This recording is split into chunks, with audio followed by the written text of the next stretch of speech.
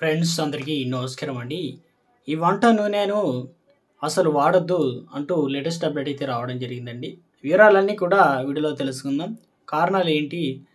పూర్తి ఇన్ఫర్మేషన్ చివరి వరకు చూడండి, అర్థమవుతుందండి. మరోసారి గనుక ఛానల్ చూస్తే తప్పకుండా సబ్స్క్రైబ్ చేసుకొని bell button all notification activate చేసుకోండి.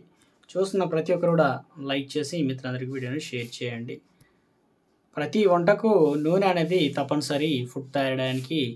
ఇందులో మనకు ఫామ్ ఆయిల్‌లో వండినటువంటి ఆహారాన్ని తినడం వల్ల గుండె సంబంధిత సమస్యలు వచ్చే ప్రమాదం ఉందని హృదయ నిపుణులైతే, డాక్టర్లైతే చెప్తూ ఉన్నారు. ఇంకా ఫామ్ ఆయిల్ వీధి ఆహార దుకాణాల్లో ఏదైతే ఫుడ్ కావచ్చు, ఆహార వీధి వ్యాపారాలు తయారు చేసేటువంటి ఫాస్ట్ ఫుడ్‌లో విస్తృతంగా ఎక్కువగా ఈ వంట నూనె అయితే వాడుతూ ఉంటారు.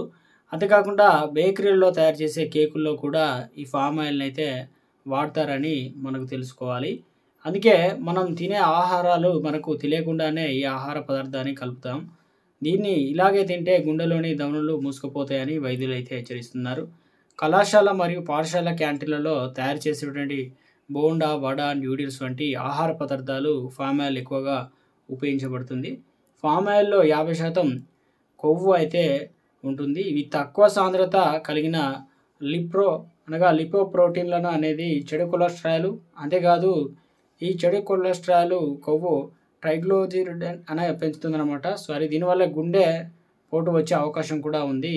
బదులుగా మీరు మీ ఆహారంలో కొబ్బరి నూనె, లేదంటే వేరుశనగ నూనె, నువ్వుల నూనె మరియు ఆవ నూనె చేర్చుకోవచ్చు. అయితే ఏ నూనె అనేది ఎక్కువగా ఉపయోగించవద్దనమాట.